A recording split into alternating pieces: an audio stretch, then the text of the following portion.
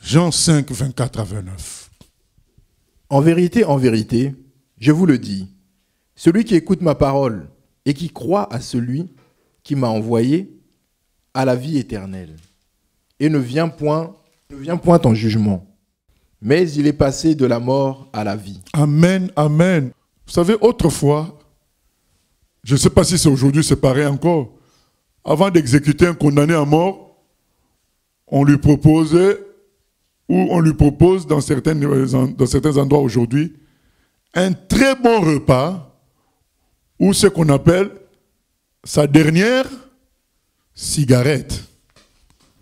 Un très bon repas avant qu'on t'exécute. Je crois un jour avant, ou bien quelques heures avant.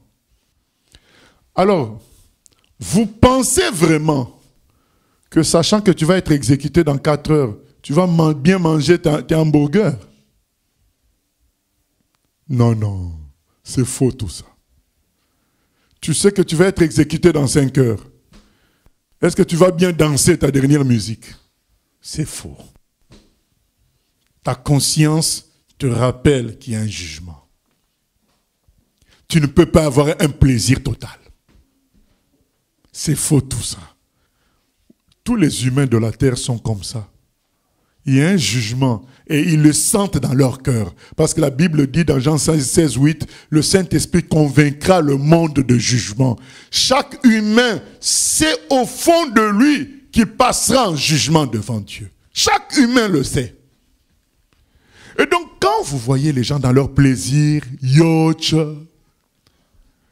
bling bling, Rolls Royce, au fond d'eux, hôtel 6 étoiles ou 7 étoiles si ça existe, au fond d'eux, ces gens-là ne sont pas à l'aise à 100% parce qu'ils sont dans l'espace de plaisir avant l'exécution finale. Ils sentent en eux qu'il y aura un jugement final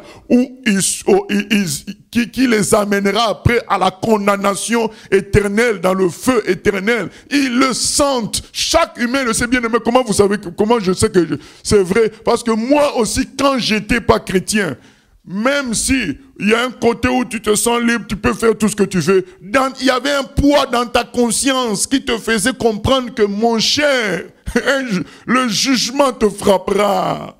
Du coup, même quand on était dans nos bêtises, dans nos amusements, il y avait un contrepoids amer, un goût amer, un arrière-goût amer. La vie n'était pas agréable au fond. Les gens pouvaient nous regarder et dire, mais tiens, ils sont jeunes, ils s'amusent. Mais toi, au fond de toi, il y avait des moments où la pensée du jugement venait enlever tout le goût de ce que tu pouvais faire. C'est la terre, c'est la chambre du plaisir du condamné à mort.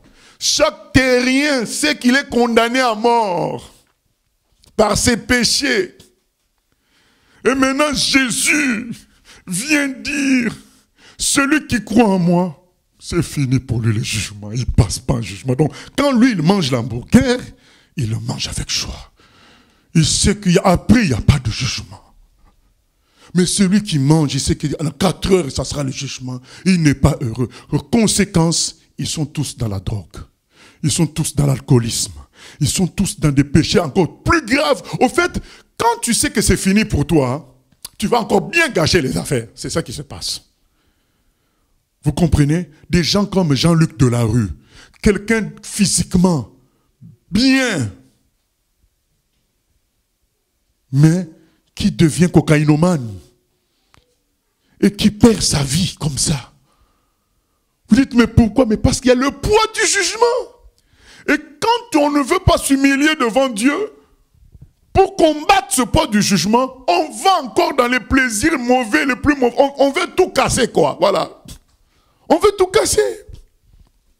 C'est le poids du jugement qui amène les gens à aller dans des péchés plus graves en plus graves, parce que comme ils ne veulent pas faire marche arrière et s'humilier devant Dieu, ils sont orgueilleux, eh bien ils vont aller encore plus loin dans le mal, pour comme dire, bon je sais que tout est foutu, alors je casse tout. Voilà, c'est ça qui se passe. Mais nous te disons à toi de t'humilier. Viens à Jésus. Tu entends sa phrase? Il dit en vérité, j'aime beaucoup ce verset, Jean 5, 24. En vérité, je vous le dis, celui qui écoute ma parole et qui croit à celui qui m'a envoyé a la vie éternelle et ne vient point en jugement. Mais il est passé de la mort à la vie. Bien aimé, le jugement, c'est fini. Vous savez, quand on est automobiliste, hein, même s'il n'y a pas de policier, tu te gares au mauvais endroit, il y a un truc en toi qui n'est toujours pas bien. Tu te gares, mais là où tu es chez l'ami que tu es venu visiter, à un moment donné dans la discussion, ça vient, ah mais je me suis mal garé. Ça vient. Et donc, surtout avec notre système d'aujourd'hui, on ne laisse plus le papier pour te dire que tu t'es mal garé, il y a la contravention. C'est une machine qui passe dans les rues, tu vas seulement recevoir l'enveloppe à la maison. Donc pendant 2 semaines, tu traînes dans le boîte aux lettres pour savoir est-ce que tu avais été vu par la machine. Tu n'es pas bien. Le péché enlève le goût. Tu as fraudé, tu t'es mal garé, mais tu n'es pas bien. C'est ce poids-là qu'il y a aujourd'hui sur chaque humain sur terre.